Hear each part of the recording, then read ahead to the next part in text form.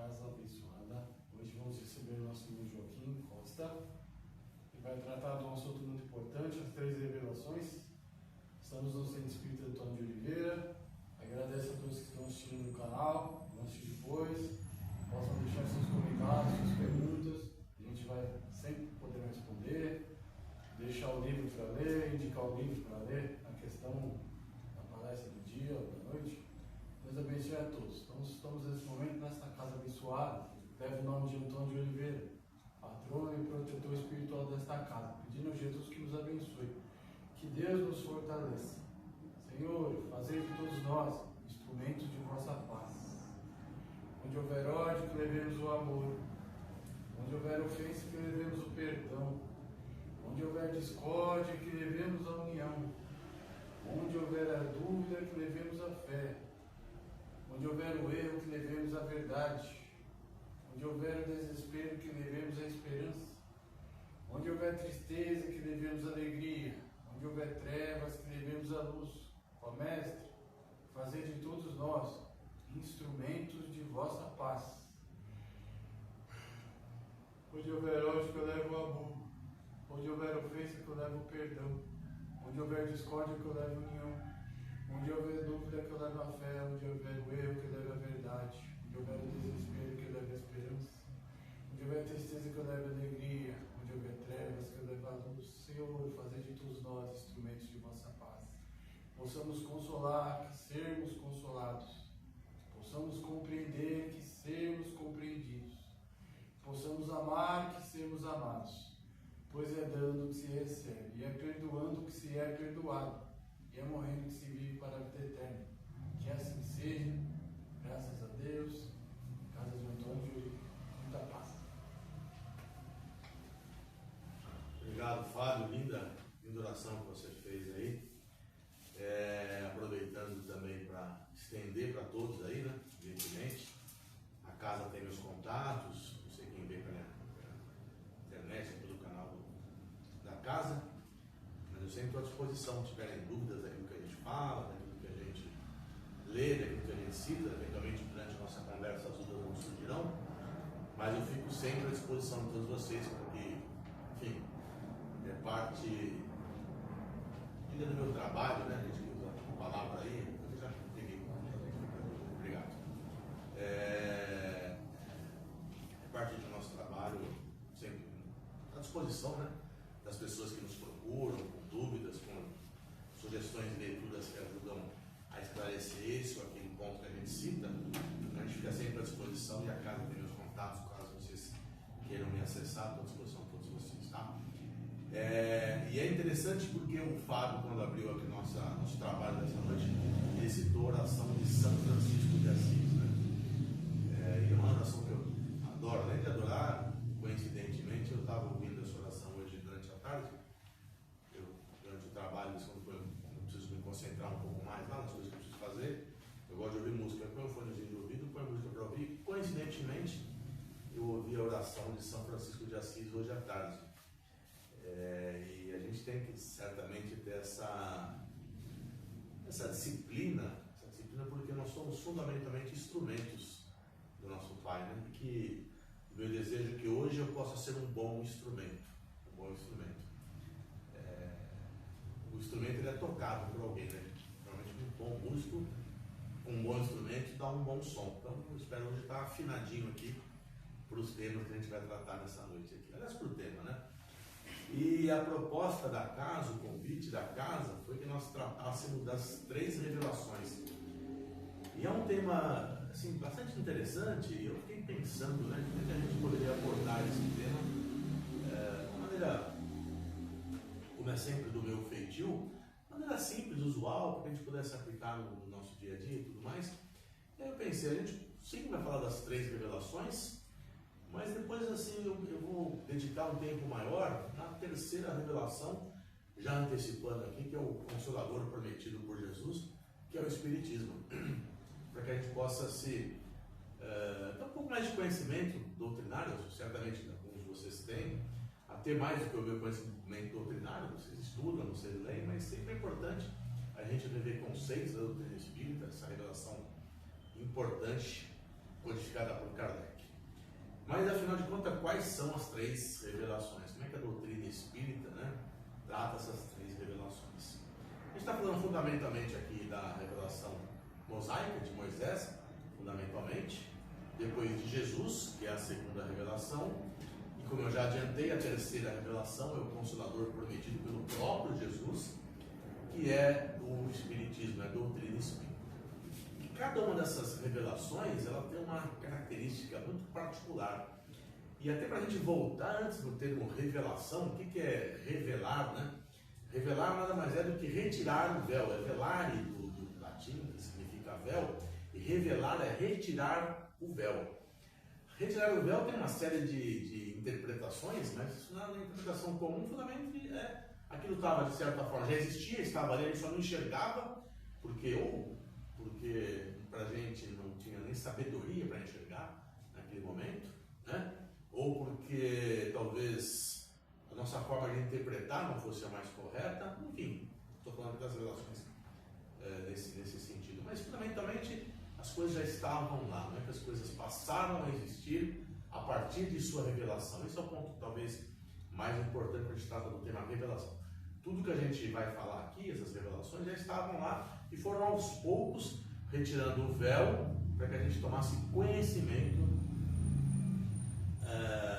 daquilo que era revelado naquele momento. E a primeira que eu citei para vocês é a revelação de Moisés. E ela, como eu acabei de falar, ela é personificada, né? Tem lá uma pessoa, Moisés, que trouxe essa revelação, né? Então ela é personificada, a gente tem um nome, tem uma pessoa ali, tem um espírito responsável assim, por trazer essa revelação. E ela tem como principal característica a revelação mosaica, e aí é trazer a justiça. Trazer a justiça. A gente, no nosso processo de evolução espiritual, da raça humana inclusive, e a gente pode se aprofundar nesses temas, são livros, sim, chato, é complicado falar que o livro é chato de ler, né? Mas é um livro complexo para quem não é da área médica, eu não sou inclusive, né? Mas lá no Evolução em Dois Mundos, André vai explicando como é que a evolução humana, a evolução do princípio espiritual, passa por alguns reinos, até que a gente chega ali nos animais e a raça primitiva ainda, que traz e faz parte da evolução do princípio inteligente até o espírito, propriamente dito, que nós passássemos por essas situações, mas o fato é que existe uma criatura mais primitiva, onde o próprio conceito moral, essas criaturas mais primitivas, não era tão desenvolvido quanto é hoje. Mas fala, Joaquim, mas de vez em quando eu olho para o lado, parece que o nosso conceito moral também não está tão bem desenvolvido assim. É verdade, a gente ainda tem um caminho gigantesco para percorrer, mas já percorremos uma parte importante. A gente, uma série de condutas, a gente não admite mais como condutas normais, né? Eu cito sempre, há 200 anos atrás, menos do que isso na verdade, a escravidão é permitida, assim, legalizada no Brasil, por exemplo. Hoje, graças a Deus, não é mais. Mas enfim, a gente está num processo de evolução moral, e para aquelas criaturas primitivas que já fomos lá atrás, o conceito de moral, de justiça, não era um conceito normal, vamos dizer assim, né? Tão bem difundido. A coisa aí do monoteísmo, a introdução a uma das coisas que a revelação mosaica traz, é o monoteísmo, a crença em um só Deus. Era muito comum, e também nesse livro Evolução dos Mundos, André Luiz cita, que até contato, porque na verdade a evolução acontece nesse sentido também, né? A gente, através da intuição, enquanto criaturas primitivas, né? Já que a mediunidade ainda não se, já de existir, não era tão ostensiva, era através da intuição que, de certa forma, o espírito encarnado aqui se comunicava com os espíritos de maior grau de elevação. E aí essa comunicação, através dos fenômenos da natureza, eles passaram a adotar deuses como Deus do raio, Deus sol, Deus isso, Deus aquilo, e assim por diante, como se fossem figuras divinas de fato, né? E em função daquele livro de evolução, é aquilo que estava colocado à mesa, vamos dizer assim, né? E a revelação mosaica, primeiro conceito é, quando a gente lê a Bíblia, lá, que fundamentalmente ela está descrita ali no Antigo Testamento, no Pentateuco de Moisés, né? A primeira coisa a se destacar aqui é quando a gente passa a ter o conceito de monoteísmo, de Deus Criador de todos nós. Esse conceito da primeira revelação é feito através da revelação de Moisés, né? Primeira revelação. Outro legado importante, a justiça e o dever social. Todo mundo lembra, né, que a revelação de Moisés tem lá os 10 mandamentos, né, que são fundamentalmente mandamentos de relação social, né, tem muito mais lá, né, as coisas que você deve fazer ou não deve fazer, escrito em mandamentos, e quando você lê depois lá no Pentateuco de Moisés, tem muito mais coisas lá que não são os 10 mandamentos que Moisés depois, que regulam a vida social, né, você vai até a Bíblia ler, regula a vida social de tudo lá, de tudo que você imaginar, do roubo, do respeito ao próximo, algumas coisas lá das punições que naquela época ainda não eram aceitas, mas se você ler, você vê que tem nada a ver com Deus aquilo, né, com a revelação divina, tem a ver com a regulação da justiça social. E os 10 mandamentos, esses sim, que através da espiritualidade, da mediunidade de Moisés, ele recebe para disciplinar, porque é um povo rude, e fundamentalmente era o que não fazer, né? Evidentemente que quando a gente lê os 10 mandamentos, né, a gente percebe claramente que ainda é um Deus, entre aspas, punitivo. E essa aí talvez seja a principal característica da primeira revelação: justiça e ordem social. Além do monoteísmo, evidentemente, que é o mais importante. Aí nós temos a segunda revelação, também prometida por Moisés, que o Messias viria. E esse Messias é Jesus, né? nosso mestre, o espírito mais perfeito que povoou esse planeta. E também a segunda revelação, ela é personificada em Jesus, né? Jesus entre aspas, a pessoa, é o espírito que traz a revelação. E a mudança principal da segunda revelação é o amor. Jesus desmitifica aquela situação do Deus que pune, do Deus que persegue os seus inimigos. Quando a gente lê o Antigo Testamento, né? O Antigo Testamento conta a história de um povo, né? A forma como o povo entendeu aquelas revelações. E aí Jesus vem dizer, não, na verdade, a coisa aqui é o amor, não é? A gente só alcançará os reinos do céu com amor, com a caridade e com a renovação íntima. Essa é a proposta da segunda revelação. E o Evangelho é já do Novo Testamento, quando a gente lê o Evangelho lá, qualquer brasileiro, talvez o João tenha mais característica ligada assim, né, ao discípulo amado de Jesus, a gente percebe que fundamentalmente ele fala ali é de amor. E quando ele resume, inclusive, as leis mosaicas, na segunda revelação, ele pega uma lei, pega tudo isso, fala, todas as leis se resumem numa só. E qual é a lei? Amar a Deus sobre todas as coisas e ao próximo como a ti mesmo. Então ele pega aquelas leis todas, fala, a única lei que a gente precisa para viver é essa aqui, né? Quando a gente vai lá para a terceira, depois de entrar na terceira revelação também, a gente tem lá as leis divinas que estão numeradas lá de 1 a 10, e a última é a lei de amor, caridade e justiça. E próprio Kardec e a espiritualidade nos orienta que, na verdade, é essa lei, que é a última, 10ª lei de amor, caridade e justiça, ela reúne todas as outras, porque sem amor, caridade e justiça, a gente, né, as outras não fazem muito sentido. Mas voltando para essa segunda revelação aqui,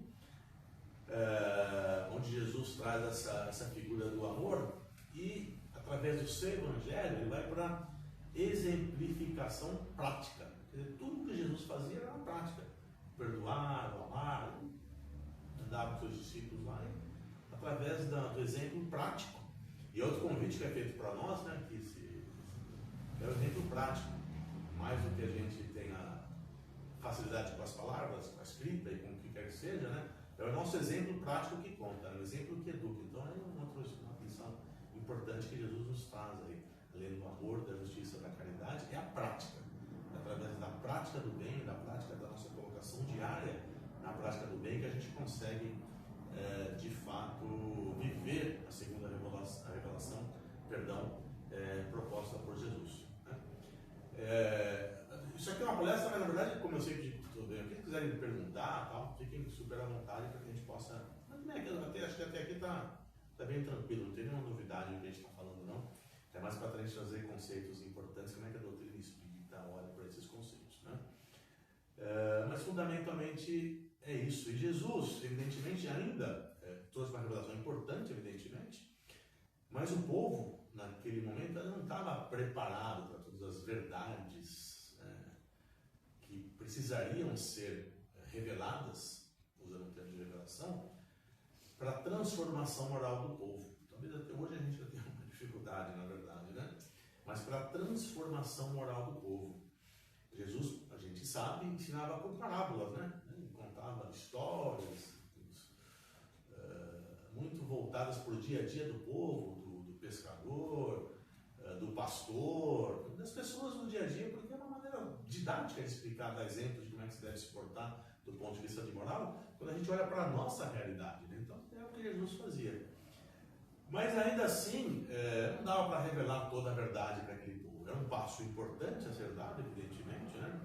Mas ainda assim não dava para trazer a verdade absoluta. E essa é a terceira característica, a principal característica da terceira revelação, que é o Consolador prometido por Jesus, que é o Espiritismo. Então, a característica principal de falou de justiça, a revelação de Moisés, falamos de amor, perdão, justiça e caridade na revelação de Jesus, né? Somente amor, né? É a principal característica.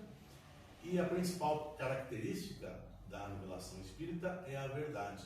É aí retirar o véu de uma série de situações que a gente ainda, em função do nosso tempo de evolução, a gente ainda... E aí dá para aprofundar, não é o objetivo dessa partida, muito nesse tema aqui, porque a gente acreditava, ainda acredita até hoje em algumas doutrinas aí, em céu e inferno, em um Deus punitivo e tudo mais, né?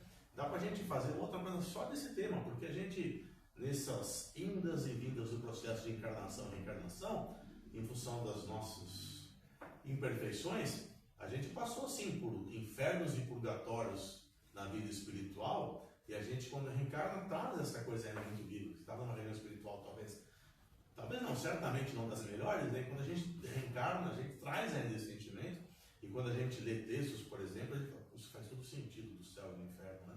Porque a gente já passou por isso, a gente já passou. Então isso é um ponto importante, né? Mas a terceira revelação, como eu estava dizendo aqui, que foi uma promessa de Jesus, feita lá para João, tá? Ela está descrita no Evangelho de João, se não me engano, no capítulo 14, 15, 16 ou 17, mas está por ali. Em que momento que Jesus faz essa terceira revelação? Eles estavam ali na última ceia de Jesus, e Jesus estava meio que se despedindo dos seus apóstolos, né? Falou, olha, em alguns dias eu estou retornando para a casa do meu pai, e todo mundo muito preocupado ali. Poxa, mas imagina que situação, né? Se a gente estivesse ali perto de Jesus, do nosso mestre, né? Que tanto nos ensinava, que tanto, né? E ele falando, olha, daqui a poucos dias eu estou voltando para a casa do meu pai, e agora é por conta de vocês que vão aí continuar acho que eu até anotei aqui um canto aqui, um texto literal aqui, deixa eu ver se eu anotei. Achei que tivesse anotado. Não anotei. Mas o contexto é exatamente esse aqui. Jesus está dizendo ali para os seus discípulos, né, no capítulo 14, ou 15 lá de João, ele pede, está aqui parte do texto assim, né? Ele pede aqui, que está de partida e tudo mais, e fala, se vocês me amam, guardai os meus mandamentos, né? E guardai os meus mandamentos não é guardar, pegar um livro ali, escrever, guardar os meus mandamentos, é viver de acordo com os meus mandamentos. Essa é a proposta de Jesus. E eu imagino que o apostolado de Jesus estava ali em polvorosa. Nossa, mas como é que eu vou fazer esse Jesus aqui para frente? Aí Jesus promete, mas fiquem tranquilos, né? Tranquilos é melhor de falar que o texto é melhor escrito do que isso, né? Fiquem tranquilos, porque eu vos mandarei um consolador, né?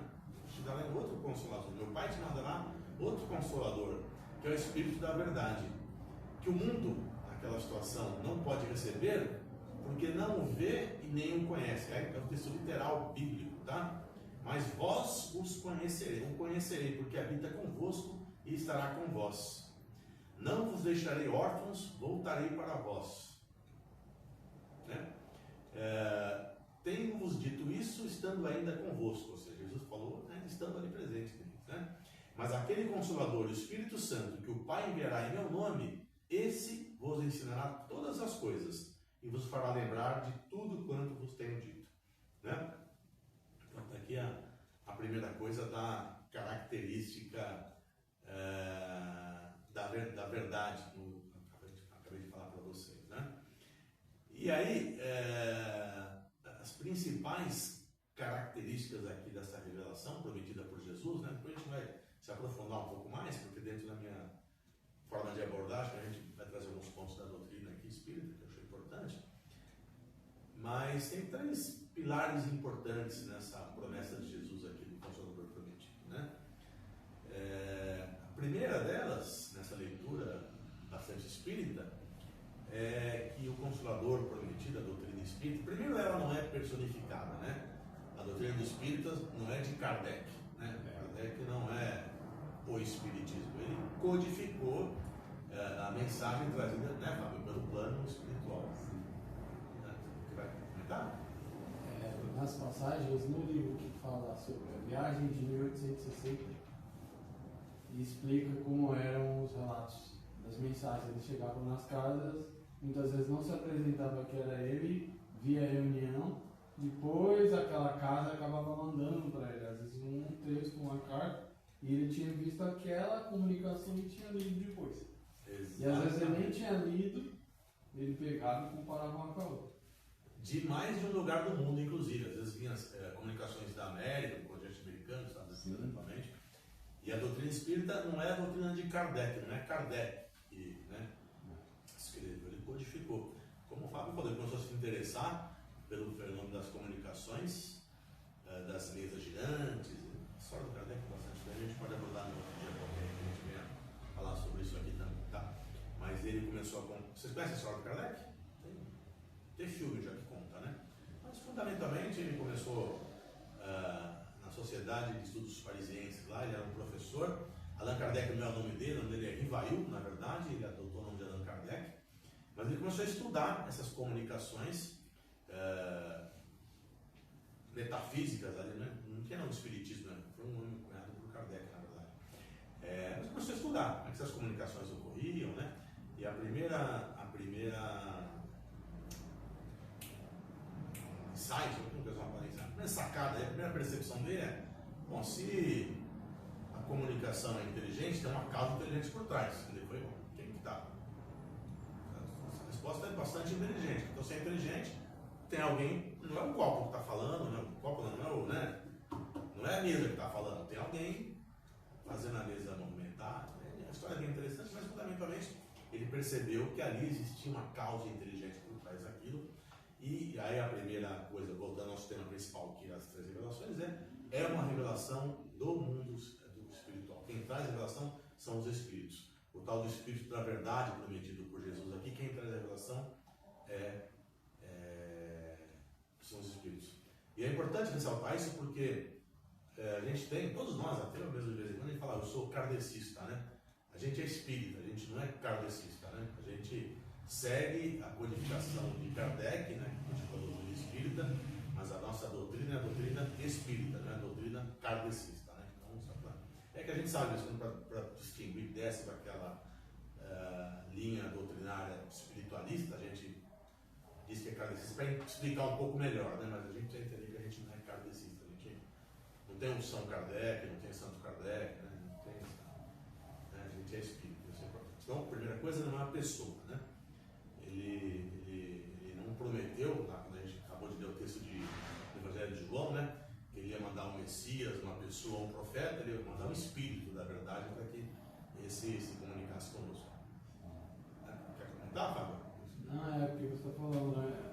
Quando a gente às vezes vai ler pela primeira vez, parece que é meio impacto. Você olha, você pensa, mas como assim?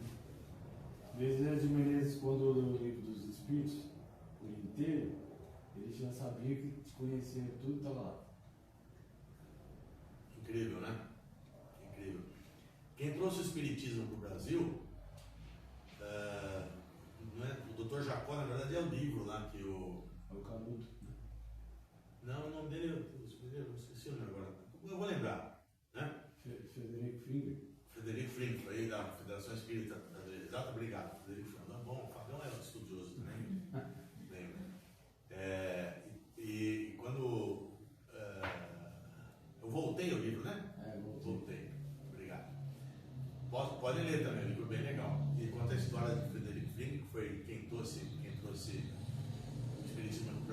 porque ele veio para o Brasil quando Thomas Edison, o que inventor da lâmpada, ele é um super inventor, inventou um monte de coisa e inventou um negócio chamado fonógrafo, que é o percussor do. Eu vou falar da Vitrola, que também não existe mais, né? Agora não tem nem Vitrola, já não tem nem CD mais. Esses dias eu ganhei um CD de presente, não, faz 2 anos atrás, uma amiga lá do. Eu também trabalho no Seara Bendita, lá faço estudos no Seara Bendita, e num discurso que eu estava fazendo, a pessoa deu ela toca sax e deu um CD para mim, né? Para mim, um monte de gente lá. E aí eu dei conta que eu não tinha onde eu ouvir, eu não tenho mais CD em casa. Eu falei, caramba, nem um CD mais tem jeito, porque eu troquei o notebook lá e o notebook que eu tinha ainda tinha um CD, esse novo que eu tenho agora não tem nem onde ouvir o CD. Aí por sorte que eu tinha um antigo ainda, fui lá, consegui extrair tal, né? Mas enfim, Frederico Fring ele veio para o Brasil porque ele conheceu o Thomas Edison e trouxe o Brasil o fonógrafo, né? O fonógrafo tinha capacidade de gravar num disquinho de cera, assim, a voz humana, e depois você punha música e tal. Enfim, veio para o Brasil. E aqui ele conheceu a doutrina espírita também dentro dos espíritos também, né? Porque ele perdeu a filha, se não me engano, não é isso? Perdeu a filha. E aí buscavam respostas para aquilo e foi achar no espiritismo, nessa doutrina linda que é o espiritismo, né? E aí, trazendo de novo o nosso tema aqui, não é pessoal, é dos espíritos, e a segunda pilar da doutrina espírita é o tal da fé raciocinada. E quando a gente vai ler os espíritos, o evangelho, né? Assim, cada um, eu acho importante começar pelos espíritos, quando você quer conhecer um pouco mais da doutrina, eu costumo até brincar. Porque o livro dos Espíritos ele tem 1019 perguntas. Gabriel tem até mais, porque Kardec às vezes divide em A, B, né? Tem até mais que 1019. É quase impossível que você não ache pelo menos uma resposta às suas perguntas anteriores. Porque se tem 1019 lá, acho que alguma resposta você vai achar. E foi o que o Fábio comentou. Parece que você estava aqui a resposta que eu procurar. Muitas pessoas que leem o livro dos Espíritos começam a se interessar pela doutrina. Eu não ouvi. Até hoje eu não tinha recebido nenhuma explicação para tantos temas que eu trago anteriormente, para situações de vida, para as coisas que eu vejo no mundo, e nunca achei resposta. Lá no Espírito eu fui achar. Porque é o tal da fé raciocinada, na verdade. Tem ali por trás, a gente faz uso da razão para entender o que é a doutrina espírita. Ela não é dogmática. Não existem dogmas na terceira revelação, que é a doutrina espírita. Não é porque é assim. O máximo que existe em alguns casos, e até em muitos outros livros depois, de André Luiz, que conta o mundo espiritual, fala, olha, vocês ainda não entendem isso aqui. Eles não falam, é assim porque é assim, olha, vocês ainda não entendem isso aqui, vocês não têm um livro de evolução para entender, nem o vocabulário de vocês permite que a gente consiga explicar isso aqui para vocês. Então, cuidar para explicar isso aqui por enquanto. Mas não é dogmático. Tanto que eles falam, vocês ainda receberão essa informação, né? Não encerra por aqui. Então, a segunda coisa da fé raciocinada, ele tira o véu dos mistérios e explica, ou cientificamente, ou filosoficamente, muitas das questões que a gente ainda não entende, e passa a entender através da doutrina espírita. E a terceira coisa, o terceiro pilar da doutrina espírita, é que ela traz o consolo diante da dor, né? Ela explica, de uma maneira muito didática, até eu diria, a causa dos sofrimentos do sofrimento humano no nosso dia a dia, né? Através das diversas encarnações, da relação de causa e efeito, a lei de causa e efeito, a dor ou a expiação que a gente passa, a dificuldade que a gente passa, ela deixa de ser um castigo divino, né? Deus está me castigando, e passa a ser um remédio para a nossa evolução. Isso vai me trazer algum benefício. A gente passa a enxergar a nossa expiação de uma outra forma, né? A gente passa a enxergar, por mais que em alguns momentos, porque eu costumo também dizer assim, quando você está naquele momento de dor, não é fácil, né? Na hora da dor, a gente tem essa tranquilidade, essa frieza, essa calma de falar, tudo bem, isso aqui eu não aprender, mas a gente tem que fazer esse esforço adicional, sabe? A gente tem que fazer. Por mais que a gente, na hora não entenda, na hora que for dormir, na nossa coração, ou acordar, ou no outro dia, fala, tudo bem. Deixa eu respirar, eu sei que isso aqui tem uma causa, por mais que eu não entenda, né? Eu vou ter que passar por isso ou por aquilo, eu tenho o apoio da espiritualidade, mas algo de bom essa situação vai me trazer também, né? Então tem essa esse consolo, quando a gente passa a conhecer um pouco mais da doutrina espírita, a gente passa a entender que ela é consoladora de fato. Ela é consoladora de fato. Primeiro por esse aspecto, que a gente entende que não tem um Deus que nos castiga, né? Segundo, que a gente sabe que a gente vai ter oportunidade de reparar nossos erros. Todo mundo, né? E é a coisa do perdão. Quando a gente sabe que todo mundo a gente erra bastante, né? Beleza, eu vou tentar consertar, né? Ou nessa encarnação, né? Ou aquilo que eu não consegui. E não é tão simples também. Ah, essa eu vou deixar para a próxima encarnação. É isso que eu estou dizendo, não, né? Mas a gente sabe que tem possibilidade de, a gente sempre vai ter Deus nos dando oportunidade de reparar as nossas imperfeições. E mais do que isso, né, a doutrina também nos ensina que nós somos espíritos perfectíveis, nós somos criados para a perfeição. Todos nós chegaremos lá. Todos nós chegaremos um dia a ser um espírito da magnitude de Jesus. Né? Todos nós, a gente olha para Jesus e, apesar de ser ainda, evidentemente, distante da nossa realidade atual, a gente tem a convicção, a gente tem a certeza que a gente vai chegar lá. E só a doutrina espírita nos dá essa certeza. A gente vai chegar lá, a gente vai ser, como qualquer outro santo que você está mais acostumado a lidar em outra religião qualquer, a gente vai chegar lá também. E é uma outra coisa importante que a doutrina espírita nos traz para a reflexão. Então, esses 3 pontos fundamentais que eu gosto de citar da terceira revelação: a capacidade da fé raciocinada, né, de entender racionalmente os conceitos, através do estudo, da leitura, da palestra, da conversa. É possível entender esses conceitos de maneira bastante racional, não é dogmático. A segunda, que não é pessoal, não é Kardec, o espírito. Por exemplo, a gente tem informações importantes que vêm da vida espiritual e evidentemente, ela revela que existe a vida espiritual, que a gente também não sabia ter antes do espiritismo. E a terceira, e mais importante, que ele traz o consolo diante da dor. Então, são as principais características da doutrina espírita, que eu gosto de ressaltar. E aí, quando eu estava aqui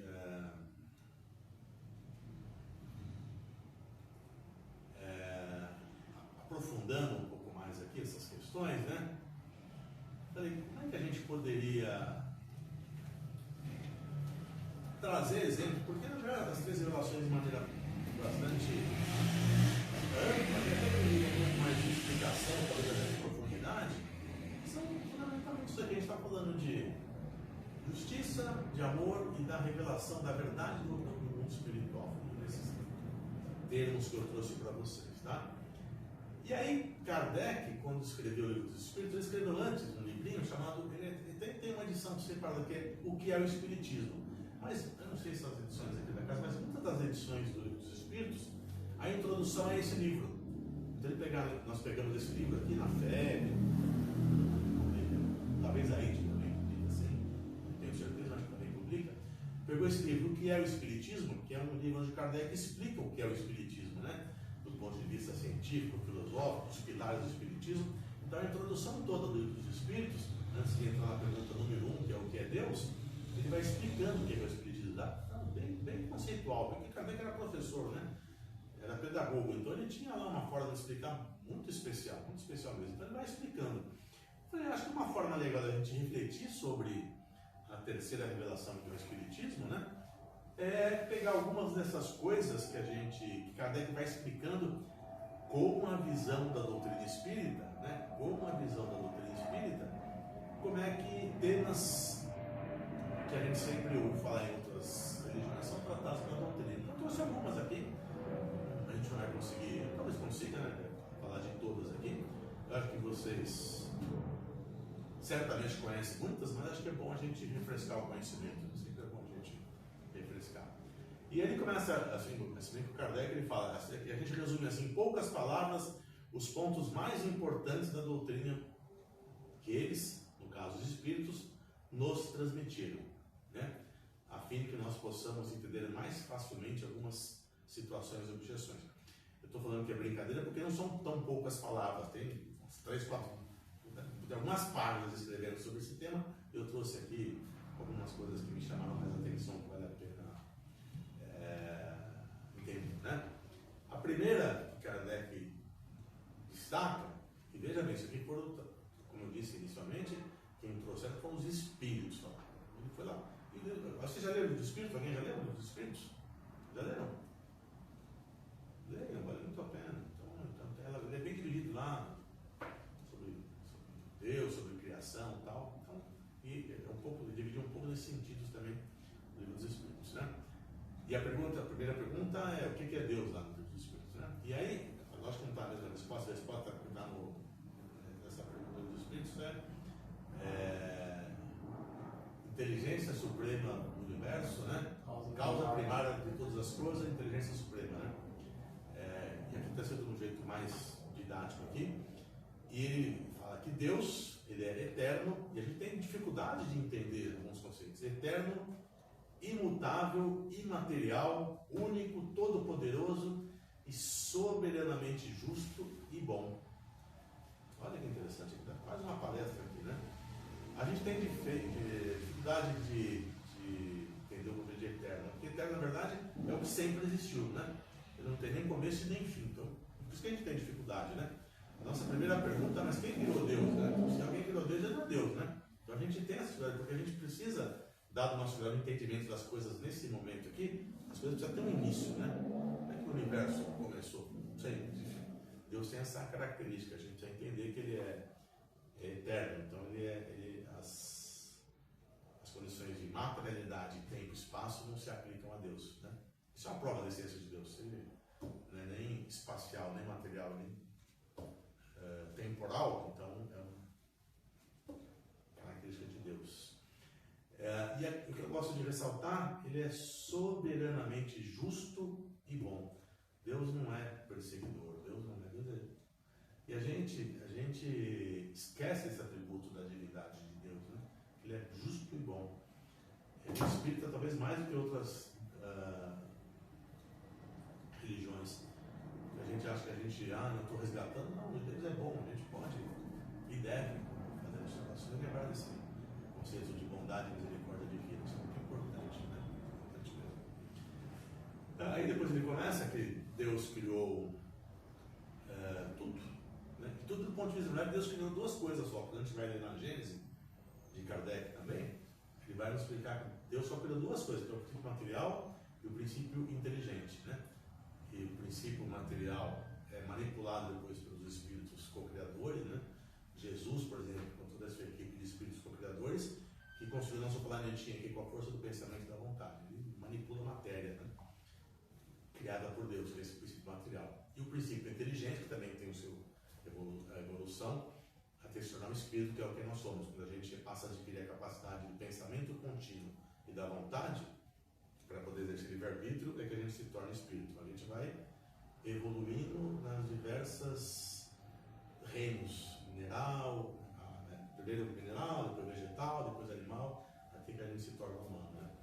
E aí é fácil ler isso lá na Gênesis, capítulo 13, 11, 12 e 13, está lá a Gênesis orgânica, a Gênesis mosaica primeiro, explicando a Gênesis mosaica, depois a orgânica e a espiritual, né? Explica direitinho como é que a gente se torna espírito. Na verdade que depois também no Evolução dos Mundos.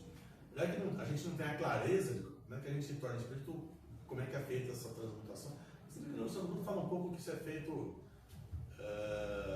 em outras esferas, na verdade, né? A gente não sabe exatamente como isso acontece, mas é uma evolução, tá? E a gente é criado e aí começa a dividir, que a gente tem aqui o mundo visível e o mundo invisível. O mundo visível é o que a gente está vendo aqui, né? O mundo material, é o corpo que a gente está vendo aqui. E o mundo invisível, que é o que a gente não vê, que a espiritualidade trouxe para Kardec, né? São seres imateriais, ou o mundo invisível, ou o mundo espírita, ou o mundo dos espíritos. Então a gente tem essa divisão já começando aí, a doutrina espírita, essa terceira revelação, vamos explicar, né? E a gente tende a entender, antes de estudar a doutrina espírita, que o mundo normal, o real, é esse aqui, né? E o espiritual, a gente vai lá, sei lá, passar a fé para voltar para cá, mas não é, ao contrário. O mundo real, a nossa vida é lá, é no mundo espiritual. Nossa vida não é aqui. A gente está aqui estagiando, né? Faz um estágio, vai lá, volta, aprendendo um pouquinho, tal. Então, nossa vida, porque nós somos espíritos eternos também, né? Imperfectíveis. A gente não morre no espírito. Nossa vida não é que nossa vida, a gente vai evoluir, até que um dia a gente não precise mais reencarnar e a gente vai trabalhar. E outra coisa, a gente vai trabalhar eternamente. Não sei quem tem esperança de viver numa nuvem com asinha tocando harpa, mas não vai rolar. É o trabalho ali de evolução. É isso aí. O pessoal acha que morrendo vai descansar, né? Para de fazer nada. Trabalhar. E aí tem uma pergunta de Kardec lá, até no meio do trabalho, né? Qual que é o limite do trabalho, né? Do espírito, até o limite das suas forças. E a gente cansa aqui. O espírito não cansa. Essa matéria é densa, aqui cansa mesmo, né? A gente precisa descansar, né? O espírito não precisa descansar, né? Eu vou dormir, né? É o espírito muito evoluído. Mesmo André, quando conta lá nas livros aqui, mensageiros e tal, eles se recolhem para o campo, para a praia, para reenergizar, na verdade, né? Refazimento, né? Refazimento, bom, deixa eu dormir que eu estou cansado, não é isso, né? Então, mas a nossa vida é lá, nós somos espíritos, é lá que a gente, de fato, vive a maior parte do tempo, embora não pareça, né? Parece que se a gente vive aqui 100 anos, nossa, né? Lá a gente vai viver um pouquinho mais do que 100. E aí o que eu estou dizendo aqui, que a gente veste de maneira temporária esse corpo material, né? E quando a gente desencarna, a gente volta para a liberdade do mundo espiritual, né? Aí ele explica o que é a alma, o que é o espírito. A alma é só o espírito encarnado, né? E ele define que existem 3 coisas no homem, né? Que a doutrina espírita também explica. Na verdade, assim, na parte que nós somos compostos, quanto aqui, cara, 3 coisinhas: do corpo material, do corpo espiritual, já que nós somos espírito, e a gente tem uma ligação entre essas duas coisas, que é o perispírito, é o corpo espiritual, né? Ou como a André chama de psicossoma. Então nós somos compostos por 3 coisas. O corpo carnal, a gente desencarna e fica aí. O perispírito e o espírito vão embora. E todo espírito tem perispírito, só que não é tão grosseiro quanto o nosso perispírito. A gente chega num de evolução que é muito sutil, né? Mas ele ainda tem o perispírito. E essas 3 coisas compõem a natureza dos espíritos. E por que é importante saber isso aqui, né? Porque o perispírito, por ser a ligação com o nosso corpo físico, ele é, como é que eu diria, a expressão da vontade do espírito no nosso corpo. Talvez não tenha sido tão claro, mas o que eu quero dizer, né? O espírito, que é o que nós somos, nós só temos 2 atributos, na verdade. Como eu disse para vocês há minutos atrás, que Jesus e os espíritos co-criadores criaram, né, o nosso planeta, criaram vida no nosso planeta, inclusive, criaram tudo que a gente tem no nosso planeta aqui, tudo que a gente tem, foram criados através de Jesus e seus espíritos co-criadores. Só com 2 coisas: vontade, com pensamento e vontade. Eles manipulam matéria com pensamento. Eles e a gente também, né? E vontade. E aí que eu estou dizendo que a frase anterior foi: o perispírito é o mecanismo pelo qual o nosso espírito ele externaliza o seu pensamento e sua vontade, que explodem para o nosso corpo depois.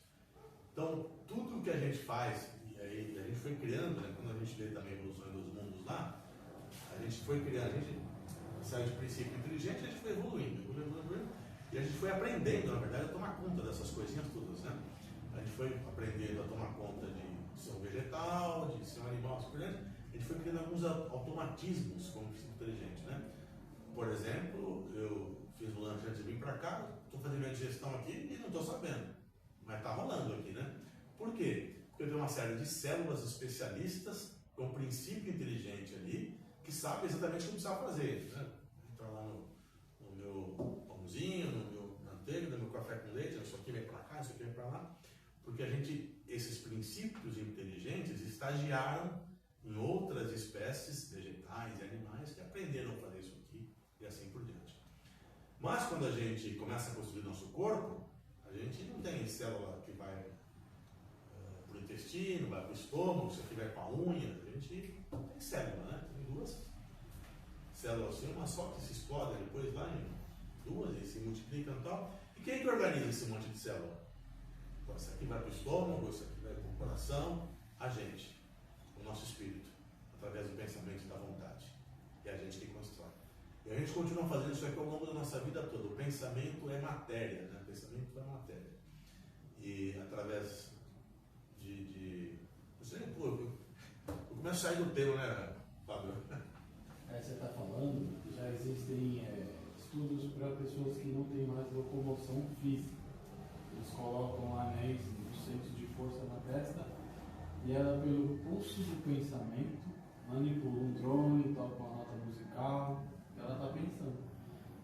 O pensamento é material, isso está escrito no universo da luz. É possível enxergar, a gente não, né?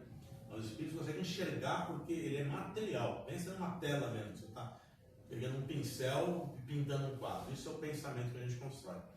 Mas o mais importante do que eu quero trazer para a nossa reflexão é, quando Kardec fala que nós somos matéria, perispírito e espírito, né? Nesse livro ele fala que é o espiritismo. E o perispírito é o que gerencia o corpo, através do nosso pensamento. Se a gente não alimenta bons pensamentos, a gente adoece. Porque essa ligação é feita pelo centro de força, né? O centro de força é um negócio que não está na obra de Kardec, mas está na obra de André Luiz, na verdade, né? Ele é quem traz esse negócio de centro de força. Outras linhas espiritualistas chamam de chakras e outras coisas assim, que a gente chama de centro de força, né? Mas a forma pela qual o espírito comanda o corpo é um negócio chamado centro de força, né? E são plexos nervosos, que depois existem plexos nervosos aí, do ponto de vista material mesmo, que são fibras nervosas que estão ligadas nesse centro de força que comandam o nosso corpo todo.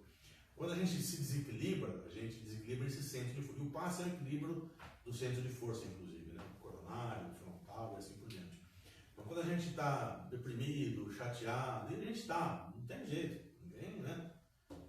Rir demais é desespero, como diz a música, né? A gente precisa buscar mais rapidamente o equilíbrio através da oração, de uma leitura.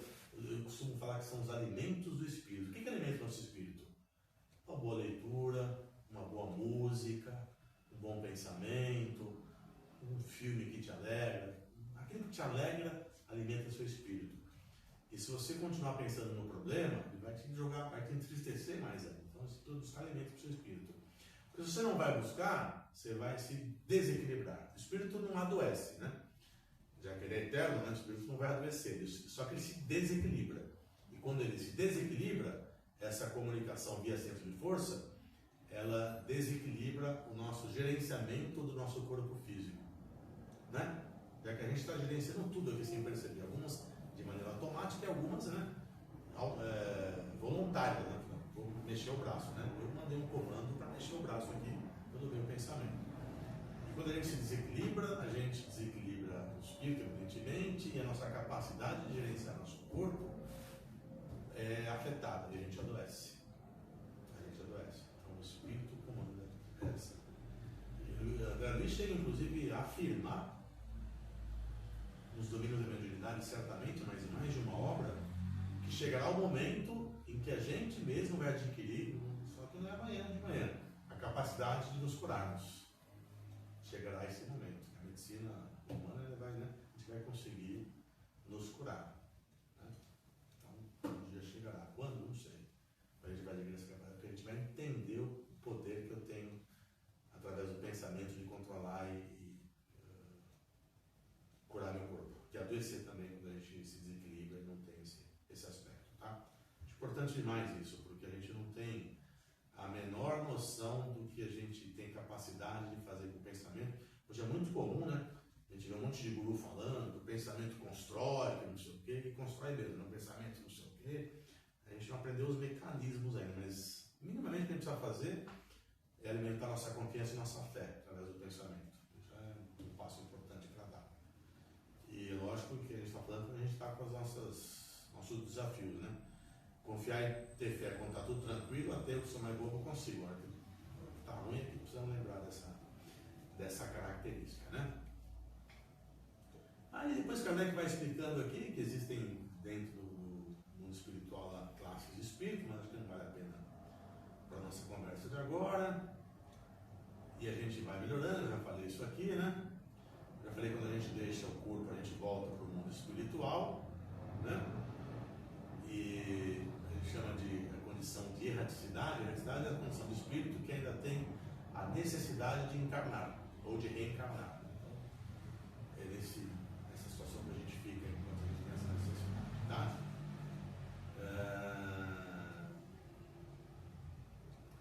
Isso é importante também que a doutrina espírita nos explica, né? A encarnação dos espíritos, aqui no planeta Terra em especial, né? Só se dá, ou se dá sempre na espécie humana. Existem outras linhas doutrinárias aí que acreditam que o espírito encarna em animal depois, né? Ele volta e vira um animal, né? O espiritismo nos explica que isso não é possível. Metempsicose. Isso não é. A doutrina espírita não explica que isso não é possível, porque uma das características da toda lei do progresso é que o espírito não retrograda, a gente anda só para frente. Ou estaciona, na verdade, mas a gente não anda para trás. Né? A gente não anda para trás. E voltar a ser um animal seria retrogradar, seria andar para trás. Né? Eu falei aqui da progressividade. A gente está. Tem 10 minutos ainda, tá? Fazer alguma coisa importante.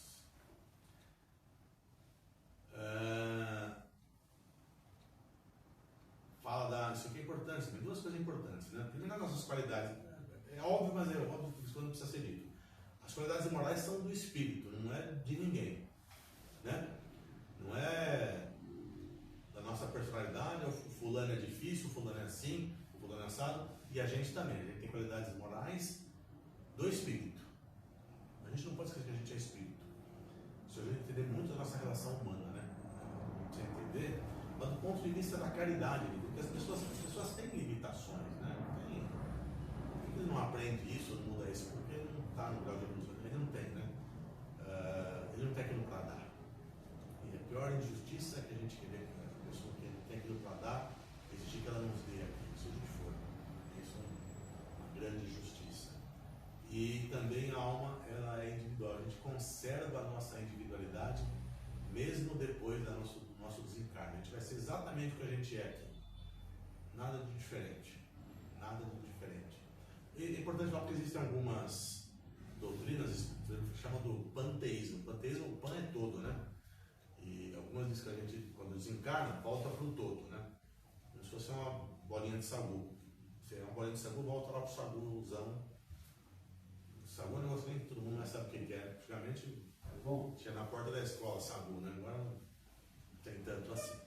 Mas o panteísmo é isso, a gente não volta para o todo. A gente, a partir do que a gente vive espírito com pensamento constante e vontade, a gente é um ser individual. A gente nunca mais vai deixar de ser esse ser individual que nós somos hoje.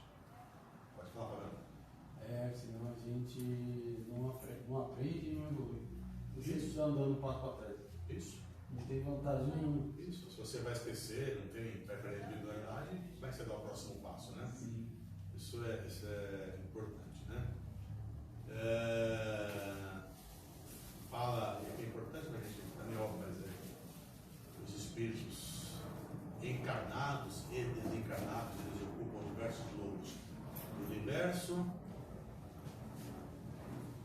Isso é importante a gente falar aqui.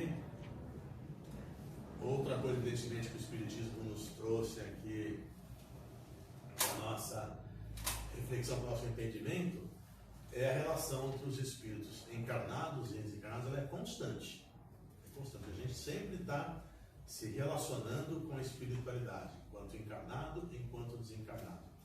E como é que a gente faz essa relação? Por processos que a doutrina chama aqui de atração, né? E como é que nem imã mesmo, como é que a gente atrai pelo nosso padrão vibratório, assim que a gente atrai a espiritualidade. A gente vibra do bem, a gente atrai do bem. A gente traz para perto de nós os bons espíritos. A gente não vibra do bem mesmo, do mal, a gente atrai para perto da gente os espíritos que são essenciais do nosso vibratório. Mas essa relação, ela sempre dentro do tempo. A gente sempre está atraindo para perto da gente aqui, porque essa relação é constante. Isso que a doutrina nos vem daqui sobre a terceira revelação, tá?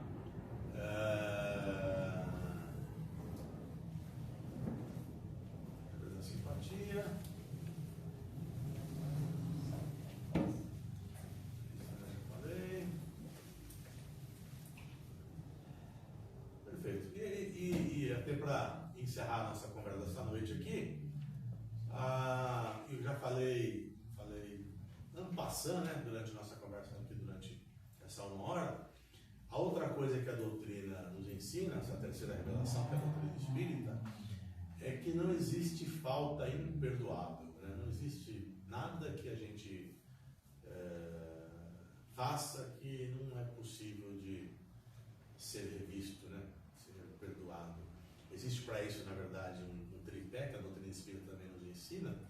Kardec nos ensina que para a gente evoluir, a gente precisa passar por 3 pilares fundamentais, né? O primeiro é o arrependimento. Sem arrependimento, a gente não dá o próximo passo. E os impeditivos do arrependimento são o orgulho e o egoísmo. Quando a gente acha que a gente está certo, a gente não vai se arrepender do que quer que a gente faça. O segundo pilar do processo de evolução é a expiação, né? É a gente passar por aquela situação. Não precisa ser exatamente a mesma situação, né? Para que a gente possa entender exatamente o que a gente fez o outro espírito passar, o mal que a gente passou, né? E é a maneira de aprender. E a expiação, veja bem, é importante falar, não é castigo, é aprendizado. É que nem eu sei lá, te ensinar a fazer um bolo, uma receita. É legal, mas a melhor forma é lá e fazer o bolo, né? A expiar tem essa característica, tá? E a terceira é a reparação. É você lá e todo o mal que você causou, você pagar com o bem, né? Como é que eu faço, conserto aquela coisa através do bem? Então são os 3 pilares que a doutrina, essa terceira revelação, nos traz para a reflexão desse importante caminho que é o caminho de evolução. Bom, eu acho que dentro daquilo que eu me propus para a gente conversar na reflexão dessa noite, acho que são os principais temas, né, da reflexão. A gente, de fato, em função do nosso nível de evolução, a gente foi recebendo as revelações da espiritualidade, do plano divino. A gente primeiro precisou entender um pouco da moral, um pouco do monoteísmo, um pouco da justiça social através de Moisés. Aí Jesus nos abriu os olhos para a importância do amor, do perdão, do amar ao próximo.